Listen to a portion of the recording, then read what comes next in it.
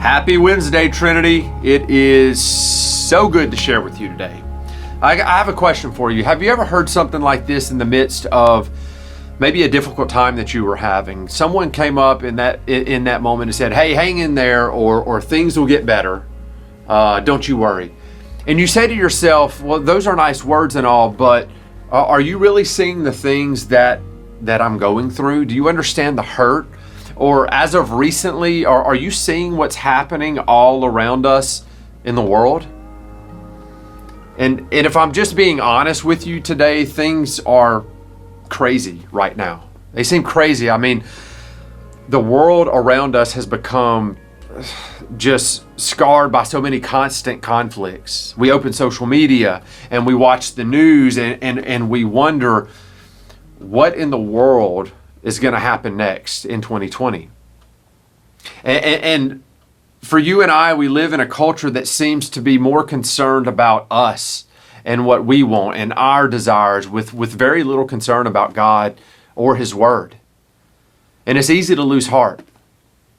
And if that's not enough, we see this growing drift in many churches toward becoming more about what we can get out of church rather than what we can give to God. And it seems like it's more about gathering a crowd sometimes than about honoring the Lord and His Word. And it's easy to lose heart. And then there are things like our personal burdens that so many of us carry. And some of you may be watching this and you're enduring long struggles over health. The endless rounds of treatments and the draining effects of wondering, is this ever going to get better? And some of you are going through great difficulties with loved ones. Life at home is tough. It's difficult. Marriage relationships are strained, and your relationship with your kids seem broken. And you don't rest, and it's hard to find peace. And some of you would say, "Man, my life is not what I want it to be right now," or "This isn't what I signed up for.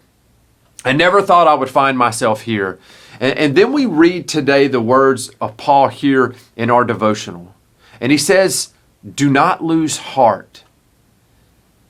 And if you're like me at times, you might read these words and say, "Really? Really, Paul? Well, tell me how. How am I supposed to live in a world like this and not lose heart?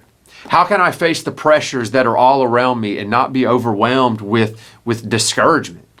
And in our reading today in 2 Corinthians chapter 4, Paul says this in verses 16 through 18. He says this, he says, "Therefore we do not lose heart. Though outwardly we are wasting away, yet inwardly we are being renewed day by day. For our light and momentary troubles are achieving for us an eternal glory that far outweighs them all. And so we fix our eyes not on what is seen, but on what is unseen. Since what is seen is temporary, but what is unseen is eternal." Let me tell you, Trinity, I absolutely love the 4th chapter in 2 Corinthians because throughout it, Paul gives us a description of how it's possible that Christians, that you and I do not have to lose heart or become discouraged in the world that we live in. And he starts out with that as his theme. Do not lose heart. He starts off with that in verse 1, and then he ends with it too in verse 16. And he gives us the how or the why we do not lose heart.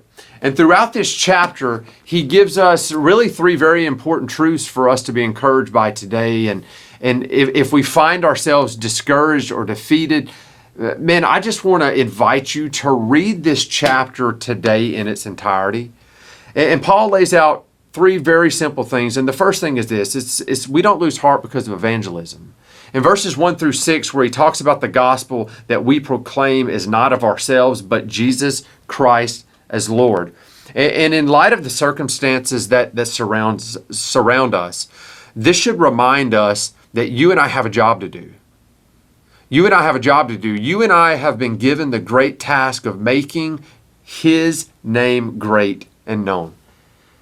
And that you and I have been given this ministry by the mercy of God, as it says in verse 1, to make Him known despite any and all circumstances that we may be in right now. The second thing is this, is that God's purpose sometimes is to cause us, at times, to have our weaknesses exposed so that people can see that the power at work is Him and not us. Verse 7 says, but we have this treasure in jars of clay to show that the surpassing power belongs to God and not to us. You and I go through the things that we do sometimes in this life so that Jesus may also be manifested in our bodies, so that Jesus is made great, not us. And we know and are reminded that no matter what trials we go through, what circumstances we may face, that God is using our weaknesses and our weakness to show His power. And the last thing is this: we don't lose heart because of the eternal perspective that we have. And this is from our verse that we just read. For this light, momentary affliction is preparing for us an eternal weight of glory beyond all comparison.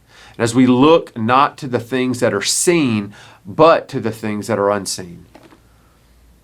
And while there may be times or occasions that are difficult, Trinity, we have an eternal future.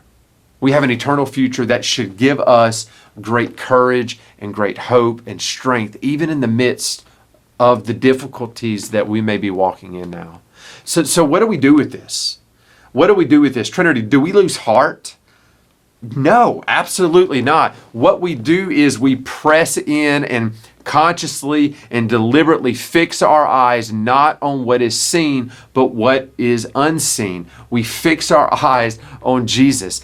And in the light of that eternal glory and His glorious face, nothing should ever cause us to lose heart. So Trinity, may we all live and rest in these truths this week. Thanks for allowing me to share. Have a great week. God bless.